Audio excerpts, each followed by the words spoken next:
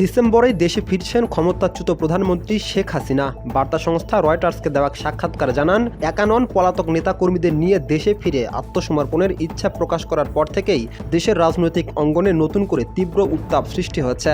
ক্ষমতাচ্যুত প্রধানমন্ত্রীর এমন বক্তব্য নিয়ে প্রধান রাজনৈতিক দলগুলোর মধ্যে পাল্টাপাল্টি প্রতিক্রিয়া ও অভিযোগ দেখা দিয়েছে।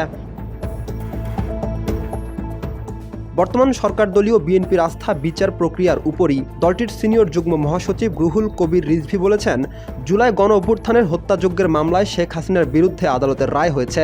তিনি জানান, শেখ হাসিনা দেশে ফিরবেন কিনা তা তাদের দলীয় বিষয়, তবে জনগণ চায় আদালতের রায় কার্যকর হোক। তিনি আরও দাবি করেন, বর্তমানে আদালত স্বাধীনভাবে কাজ করছে এবং সরকার এতে কোনো হস্তক্ষেপ করছে না।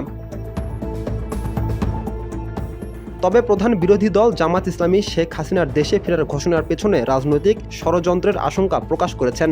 দলটির সেক্রেটারি মিয়া গোলাম পরোয়ার বলেন, এ ঘোষণার পেছনে দেশের অভ্যন্তরীণ কোনো পক্ষের ইন্ধন থাকতে পারে এবং আওয়ামী লীগকে পুনর্বাসনের চেষ্টা চলছে বলেও তাদের সন্দেহ।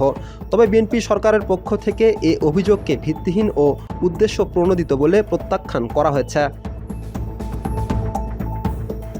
জুলাই আগস্ট গণ অভ্যুত্থানের ধারাবাহিকতায় গড়ে ওঠা রাজনৈতিক দল জাতীয় নাগরিক পার্টি এনসিপি শেখ হাসিনার দেশে ফেরার ঘোষণার কঠোর প্রতিক্রিয়া জানিয়েছে।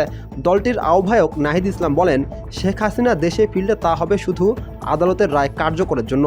তিনি আরও অভিযোগ করেন, দিল্লিতে অবস্থান করে শেখ হাসিনা দেশের রাজনৈতিক স্থিতিশীলতা নষ্টের চেষ্টা করছেন এবং এ বিষয়ে ভারতের কাছে কড়া বার্তা দিতে সরকারের প্রতি আহ্বান জানান।